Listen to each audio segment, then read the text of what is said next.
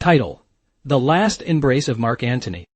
I, Mark Antony, once a mighty Roman warrior and the powerful triumvir, now stand alone on the cold shores of Egypt. My heart weeps for Cleopatra, the woman I loved more than my own life. Our love story has become as legendary as Rome itself. But today, I face my final moments, betrayed by the very men who once called me friend. The sun sets behind me, casting a golden glow over the Mediterranean Sea.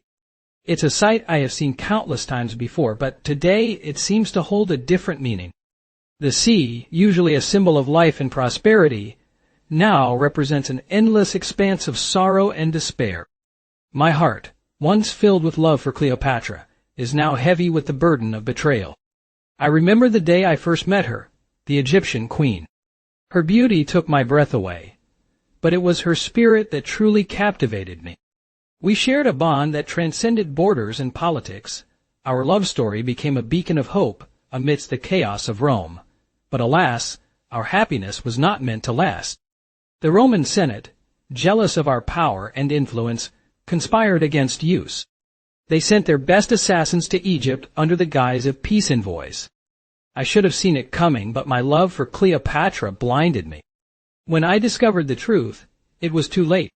Cleopatra asked me to stay with her, to live or to die together, she said. But how could I abandon Rome? How could I leave behind the city that gave me a name, a purpose, a life? My loyalty to Rome was unwavering, but my heart belonged to Cleopatra. I chose to stay, to fight for what I believed in. And so here I stand, on the cold shores of Egypt, facing an army of Roman soldiers. They come with the intent to take my life, to end the threat I pose to Rome. But they do not understand. I am more than just a political figure. I am Mark Antony, the man who loved a queen. As I prepare for my final stand, I look out at the sea and remember Cleopatra's last words to me. Mark Antony, remember me. Cleopatra's voice echoes in my mind, filling me with strength and resolve. I will not go gently into that good night. I will fight, not just for myself, but for us, for our love story that defied the odds story. The sun sets completely now. The stars begin to twinkle in the clear night sky. It's time.